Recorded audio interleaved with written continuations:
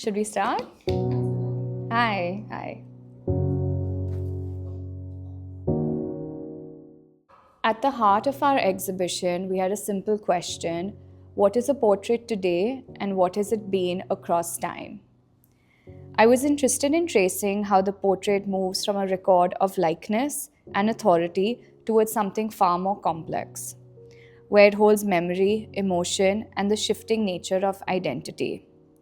We've brought together works from different geographies and centuries to show also how portraiture has evolved. It starts off in our first gallery as a record of likeness, authority, power portraits, as we see, dating back to the 18th and 19th century.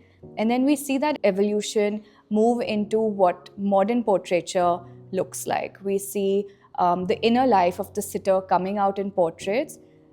So I think our main, reason for doing the show was to see in a world pre-photography, how did one document themselves, how did one preserve their identity, and I thought it was very relevant to today's day and age where we're constantly capturing different moments of our life.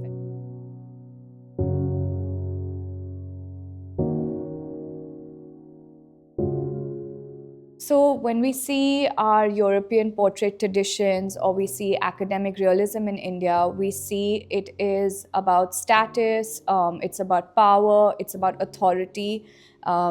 Portraits were meant to be done to affirm lineage, it was to take forward legacies, it was to show someone's rank or position in society.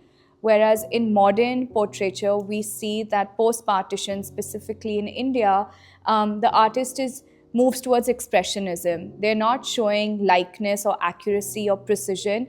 They start showing what a sitter feels like inside, so the inward state. We start seeing in works such as the Progressive Artist Group the rise of expressionism.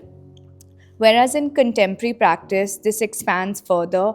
The portrait is no longer bound to a single identity, but it becomes fluid, layered, and often shaped by memory, relationships, and cultural crossings.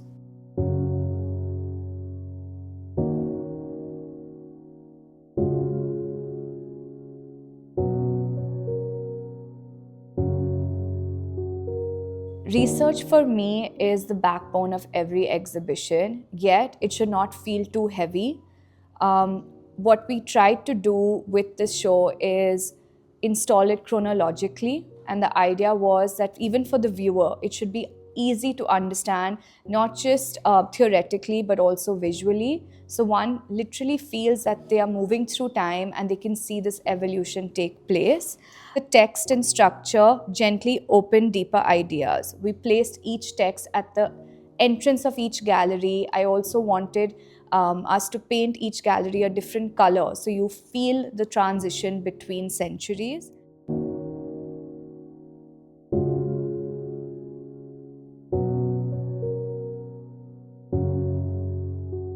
That work for me would be a portrait by H.A. Gade, which is in our modernist section.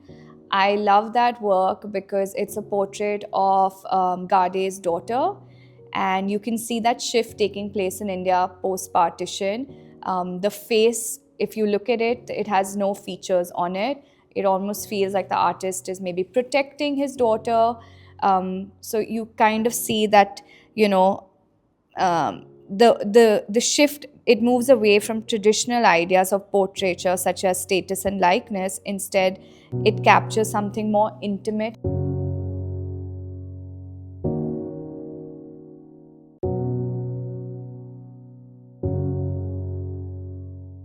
Bikaner House has a strong architectural presence and a certain sense of history that naturally complements the exhibition.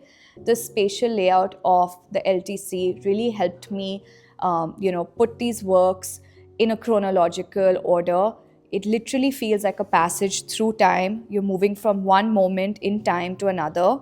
Rather than imposing the exhibition onto the space, we allowed the architectural, layout to support the narrative.